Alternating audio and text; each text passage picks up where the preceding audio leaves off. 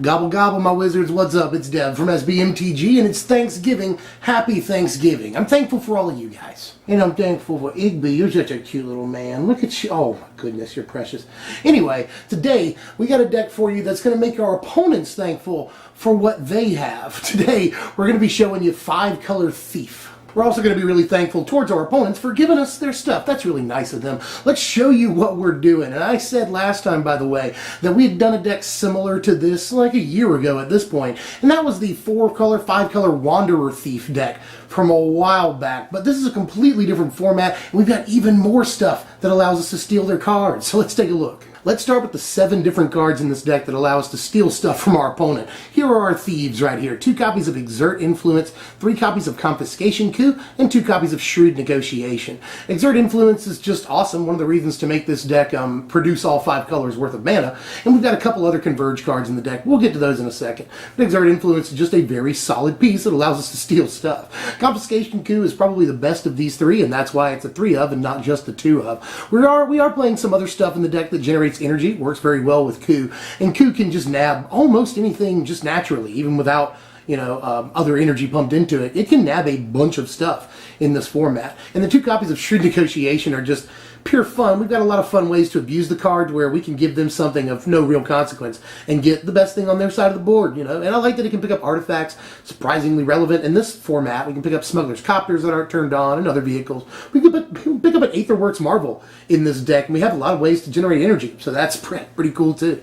So Shrewd Negotiation I like. Now with these Converge cards in the deck, we want to be able to create all 5 colors of mana, and if you'll notice, all of those Thieves cost 5 mana, so we want to ramp a little bit too. Good news is we've got plenty of cards that do that, and sort of premium cards too right now in the format that a lot of people are playing in a lot of different decks. Let's check them out. We're going to play 4 copies of Servant of the Conduit, 3 copies of Cultivator's Caravan, and 4 copies of Prophetic Prism. Now, Prophetic Prism doesn't ramp us necessarily, but it will fix our mana in this 5-color deck. That's cool. It'll draw us a card, and we can give it to them with Shrewd Negotiation, because at that point, we probably don't care as much. We've already drawn the card off of it. We've had a few turns of fixing, have our Prophetic Prism. We don't really care. We'll just take the best thing on your side of the board. Whatever. Cultivator's Caravan can be crewed by a couple of different things in the deck. We can steal a creature to crew it. We can crew it with Tireless Tracker, so but mostly it's in there as mana fixing that we don't have to have colored mana to cast in the first place. That's really good, and it's ramp too. Servant of the Conduit, though, is awesome in a couple of different ways. It's just early ramp that allows us to do something really cool on turn 3 that I'll get to here in a second. But when we run out of energy, let's just say, then we can always trade if we have nothing else good to trade. We can trade then the Servant of the Conduit for the best thing on their side of the board with a Shrewd Negotiation, and hopefully they don't have any energy. So, in a pinch, Servant of the Conduit is a good thing to trade with a Shrewd Negotiation when you don't have any energy left. And to take advantage of all those things that fix and ramp our mana, we're going to play some more Converge cards, starting with one of my favorites, 4 copies of Woodland Wanderer, who is still here. He is still here in this format. On turn 3, if we play a Servant of the Conduit on turn 2, then it's possible to get a 6/6 Woodland Wanderer with a couple of abilities. So that is ridiculous initiative, and it's above Harness Lightning and Grasp of Darkness, which are 2 of the most played removal spells in the format. So it's relevant in that way too. Just, even on like turn 4, a 6/6 Wanderer is a really good play that goes above almost everything else in the format right now, and is immune to a lot of the best removal. No exaggeration. This will win you the game sometimes. Fantastic freaking creature that just blows through a lot of the stuff in the low end of the curve on turn 3 or 4. Just no questions asked. The card is good.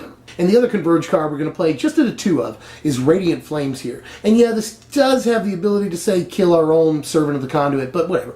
Against decks that are super fast, they play the Reckless Bushwhackers and like 16 1-drops, this can just completely destroy them, and that's what we're looking for, because those decks will destroy us. We're trying to get set up a little bit in the early turns in the game, and then play something really cool, whether we're stealing one of their things or a huge Woodland Wanderer on, turn 4, let's say. But without all that setup, means that we're going to get hit in the early game against super aggressive decks. So we got to pack Radiant Flames to sort of be able to get out of that situation if it happens. But we're also going to play some energy producers right here. We're going to play some removal that doesn't just steal things. We're going to play 4 copies of Harness Lightning right here. Harness Lightning, just a premium removal spell. Kills Smuggler's Copter, instant speed, produces energy, all that. We'll kill Veteran Motorist, Toolcraft Exemplar, and a couple of other small creatures and leave energy behind. That can be really, really relevant. So play Harness Lightning if you've got red mana in your deck. You should do that. And the other energy producing card that we're playing is Glimmer of Genius, which we're going to play a 4 of in the deck. Not just for the energy, but also because Scry 2 Draw 2 is just insane. You know, if you're digging for a way to steal one of their creatures, maybe you're digging for your big old Woodland Wanderer or something, you know, or you just blast through pockets of stuff you don't need, you know. So Glimmer of Genius is just good for all of the reasons. You know, card advantage is awesome, instant speed is awesome, and we need the energy in this deck, because getting 6 energy for a confiscation coup basically means that we can steal anything next to like Emrakul that people are playing right now. So definitely Glimmer, so good. And to finish off the main deck, we're going to play 3 copies of Tireless Tracker here. Tireless Tracker is just awesome, you know, it's a solid creature, and we kind of need a couple more creatures. There's reasons for that. You know, I'd like to just have something else to put on board that can attack. That's important, that we don't have to steal. You know, this creates clue tokens and gets bigger, you know, as we pop them. That's good. Drawing cards is awesome. Creates a clue that we can then trade with Shrewd Negotiation.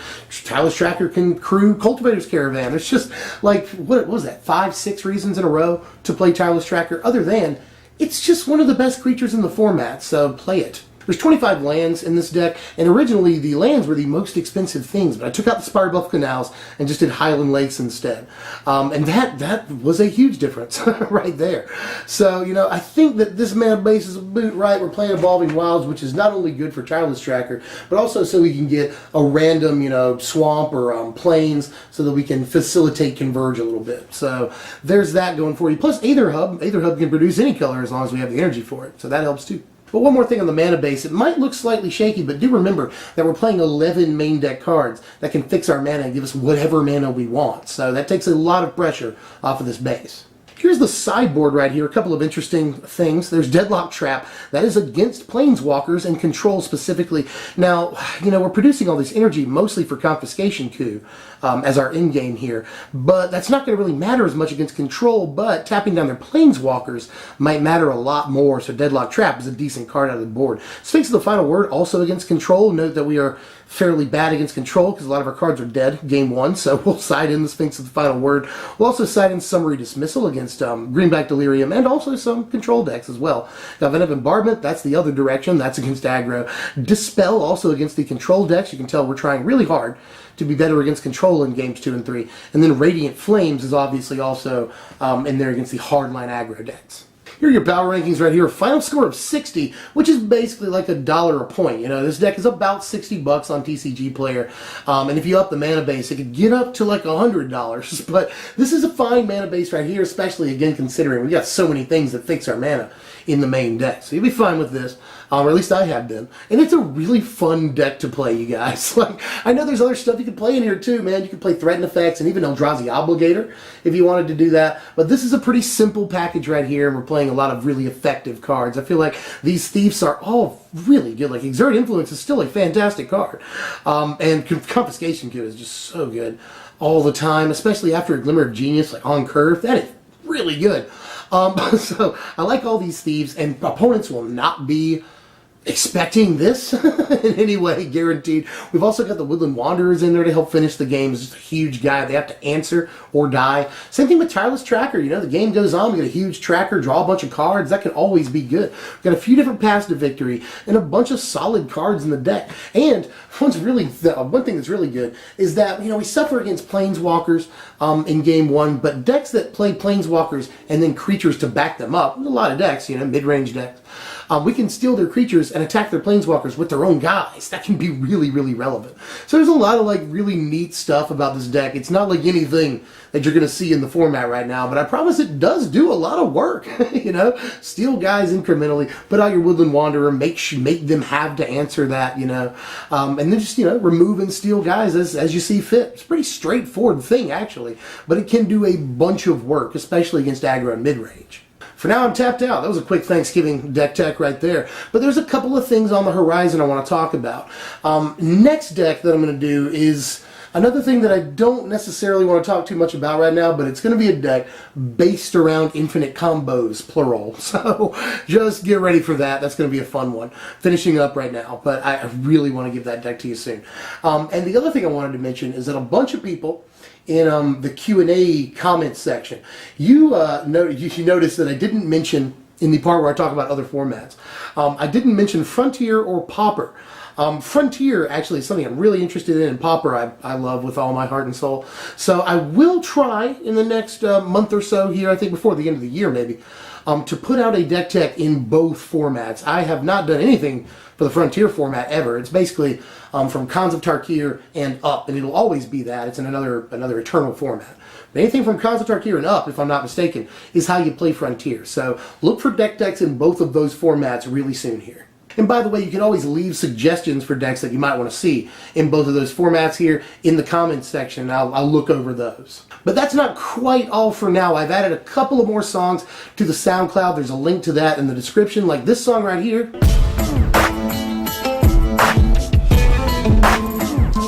That song that a lot of people ask about, that is now on SoundCloud, as well as a couple of other things. So go check out the SoundCloud, and I will see you guys later. If you enjoyed the content, hit the like button. That helps more than anything else you could do. You could sub. That would also help a great deal. And yeah, I'll see you guys later. I'm Deb from SBMTG. Igby's still down here. He's just slid all the way down my leg if you want to say bye to the people, Igby. We love you, and I'll see you guys later. I'm Deb from SBMTG. Thanks for watching, my wizards.